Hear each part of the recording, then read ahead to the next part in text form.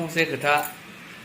लोगोफोर नोंथांमोना फंसे खोथा बुंनो सानदोंमोन माने दा रुमाव थांनानैथ' सम मोनखानाय आं बेयावनो नोंथांमोन खोन्थानो सानबाय आरोना माने जोंनि अल बर' इउटुबारा मोनसे मिटआप लाखिदों आरोना माने रङियाव लाखिदों बेखौ नोंथांमोना जुदि मोनथियाखैब्ला जाय नोंथांमोना इउटुबार जानो सानना दङ सोर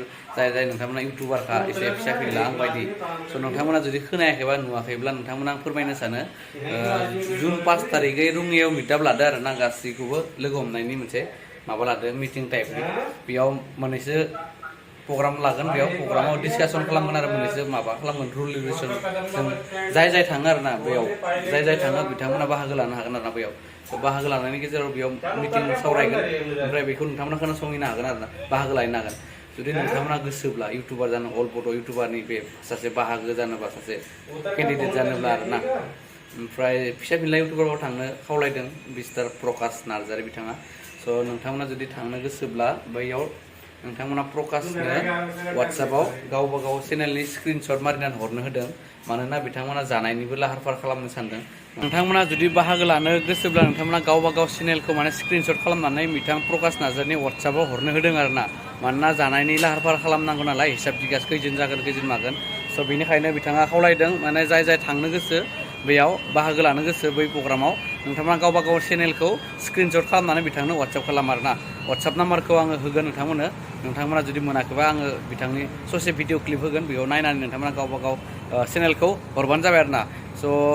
आंनि भिडिअ नायगिरि नोंथांमोना मोनथियाखैबा आं बेखौनो जास्ट मोनथिहोनो थाखाय बेखौ आङो बुंबाय आंबो बिराद गोसोमोन आरोना थांनो खिन्थु आं दा बाहेरायाव थायो नालाय उपाय गैया थेवब्लाबो आं हरदों आरोना आंनिखौ जेनेबा आंबो सासे अल बड' इउटुबारनि सासे केन्डिडेट जायो माने बाहागोगिरि जायो उनावफोराव नाव थांबाथाय माने बिथांमोनजों जेन भिडिअ बानायनो बिथांमोनजों रायजोनि थाखाय खामानि मावनायाव हेफाजाब होनो बाहागो लानो हायो बायदि नङाब्ला बिथाङा बुंदों भिडिअ जेन दा जुदि नोंथांमोना बाहागो लायाबा उनाव जेनेबा आं इउटुबार होनना लाबाबो बिथांमोना जेनेबा मानिनाय नङा होनना बुंदों आरोना बिथाङा स' नोंथांमोना एसे नायनानै एसे बुजिना लादो बिथांनि भिडिअखौ आं ससे क्लिप होनोसै लोगोफोर नोंथांमोना जुदि मिन्थियाखैबा आरोना स' आं बेखौनो नोंथांमोननो फोरमायबाय आरोना स' थेंक इउ स' माच भिडिअखौ जोबजासे नायनायनि थाखाय बिनोमोन दिनैनि आपडेटआ लोगोफोर आं दा खानाय सिननो फैदों लाइनाव दङ आरोना ओमफ्राय खानाय सिननानै थांसै नोंथांमोना एसे नायदो आरोना गवानि खानाय सेलुनखौ देखायनो र' एसे माबायदि नायदो ना 70 रुपिस लायो आरोना नायदो एसिबो दंलायलायो माला बरिया थान्दा सुखुननो जोंनियावबाथ' 50 थाखा खिन्थु एकदम माने स्टेन्डार्ड नंथारलायै बायदि मोनो आरो आंना जोंनि एरियानिखौ नैयाव दा नै ग्लासनि दरजाफोरा एकदम सिङाव हाबबाथाय दरजा जग्रायाबो बरिया सफानि ओमफ्राय सिननायफोराबो सिटफोराबो इसा आरोना माने नैबे हाइ फाइ लेभेलनिबो नङा आरोना ओरैनो सिम्पोलनि थाखाय खिन्थु थेवब्लाबो फेसिलिटिया मोजां आरोना माने जोंनियावथ' हाइ फाइनिबो हाइ फाइ जायो देलाय खिन्थु जोंना सिम्पोला एकदम थार क्लास सिम्पोल बायदि आरोना आंनि एरियानि आरोना गरायसर एरियाना आं मोजां मोनथारा आरोना दखानफोरा एकदम थोखो मोखो सोरबाफोर सिननो नेनायफोराबो थोखो मोखो नेनो जिरायनो जायगा गैया नैफोराव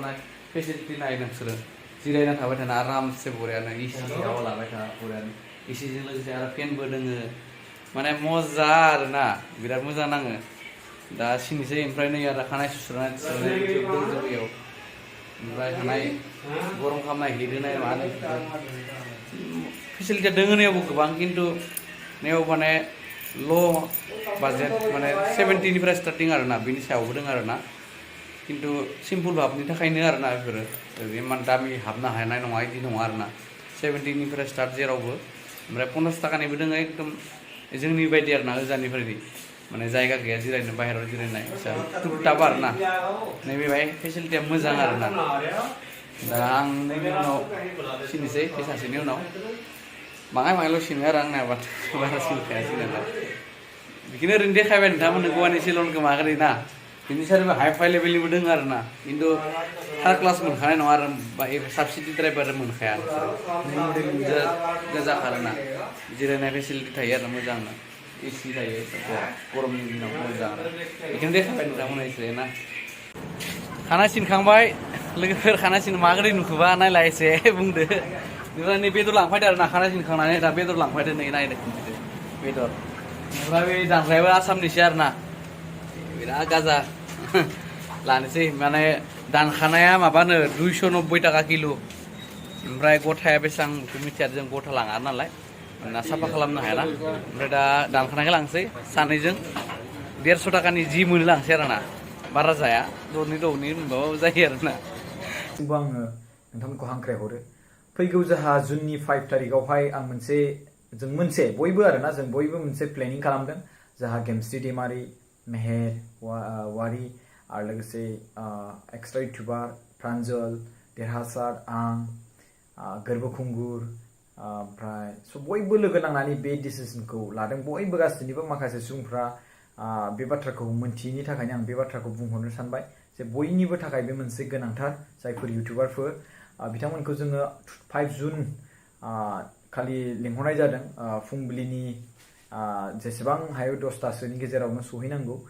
रङियावहाय एड्रेसखौ नोंथांमोननि सिगाङाव खोन्थागोन थाबैनो आरो लोगोसे बेयावहाय जों गोबां माने खौसेथिनि डिसकासन रायलायगोन डेभेलपनि सायावहाय रायलायगोन इडुकेसननि सायाव रायज्लायगोन आरो लोगोसे बेयावहाय जोङो इउटुबारनि सायाव रायज्लायगोन ओमफ्राय बेयाव जोङो मानि थाखाय मिट खालामदों बेवहाय जे जोंनि जे कन्ट्रोभार्सि जालायनाय बेखौ बोरै स्टप खालामनांगोन बेखौ बिनि सायाव रायज्लायगोन जों बिनि सायाव डिसकासन लागोन जों सोरबा सुबुंखौ मदद खालामनोबा जों खौसेथिसो मदद खालामनो हायो स' जों बेखौ जों बोरै खौसेथि लानानै जों मदद खालामनो हायो बेखौ जों बिनि सायाव रायज्लायगोन स' बिनिखायनो फिसा फिनलु जेसेबांखिनि इउटुबार दं बिथांमोनाबो फैनानै एटेन्ड खालामफैनो हागोन आरो बिथांमोना जायफोर एटेन्ड खालामनो गोसो जादों बिथांमोननि थाखाय आं बेखौ मोनसे बुंगोन जे नोंथांमोना गावसिनि चेनेलनि स्क्रिनशट खालामनानै नाम आरो डिटेल्स हरनानै आंनो नैबे 7740039057 आव हर स्क्रिनशट हरदो ओमफ्राय बिनि गेजेराव जायफोर इउटुबार जानो लुबैदों आरो लोगोसे बिथांमोनहा जागासिनो दं भिडिअ बानायगासिनो दङ खमावबो 20टा 40टासोनि भिडिअ गावनि पार्सनेलि भिडिअ स' बिथांमोनखौ आं हांख्रायहरो जाहाथे बिथांमोनहा फैनो हागोन आरो लोगोसे बिथांमोनहा गावसिनि इउटुबनि चेनेलनि नाम आरो लोगोसे गावनि बिगोमानि नाम आरो नाम्बार बेखौ हरनानै होबानो जाबाय आरो माब्ला समावहाय जइन जादों बेफोरबायदि लिरनानै गासिबो डिटेल्स हरजोबनो हागोन नोंथाङा आरो बारा हरबावनो हायोब्ला बे नोंथांमोननि सायावहाय चेनेला बेसेबां साबस्क्राइबार आरो बेबायदि आरोना स' बेयाव स्पेसियेलि जोङो बयखौबो हांख्रायहरो जोंहा गहपुरनिफ्राय नार्जारी कर्नार आरो लोगोसे दैमु आरो लोगोसे जोंहा एनिथिं एमजे जेम्स आरो लोगोसे जोंहा उदालगुरिनि जा लेजेन्ड आरो लोगोसे जा गोरबो खुंगुर एन्टारटेनमेन्ट वर्ल्ड इंलिश मेकारमोन आरो लोगोसे बिबयस आरो लोगोसे जोंहा गुटका मास्टार आरो लोगोसे गोबां जेसेबांखिनि दङ प्रेसमितामोन आरो जेनिया सोरबा गोदान दायो इउटुबार एट प्रेजेन्ट बिराद पपुलार जादों नङा होमबा ओमफ्राय जोंहा गोबां दङ माने एसबि बड' आरो लोगोसे बड' इनफो स' बेफोरबायदि आरोना मुंखौ मख'जोबनो हायाखै बिनि थाखाय निमाहा बिनाय थाबाय स' बे माने बिनियावहाय आं बुंगोन गासिबो अल बड' इउटुबार मिन्स गासिबो फिसा फिनलुबाबो आं बिथांमोनखौ लिंहरनाय जादों मोनसे बाथ्राया बेनोखि आं स्पेसियेलि भाबै आं बे बाथ्रा बुंगोन जाय ससाइटिनि डेभेलपमेन्टनि सायावहाय रायज्लायगासिनो दं बिथांमोन थेंक इउ स' माच थोजासे नायनायनि थाखाय नोंथांमोना थांना जानोसै ओमफ्राय नै कम्पानिफोरा उमुथ्रु लाबोदों आरो ना मैथ्रु होनोथाय मोदोमफुल ना मा होनो बेखौ दालिजों जानो लाबोदों आरो ना थेंक इउ स' माच थोजासे नायनायनि थाखाय सापर्ट खालामो नोंथांमोना आंना दिनै 5000 जाबाय आरो ना साबस्क्राइबारा नोंथांमोननि अननायाव थेंक इउ स' माच बिदिनो अनबाय था गोजोननाय मोनो आरो ना बिदिनो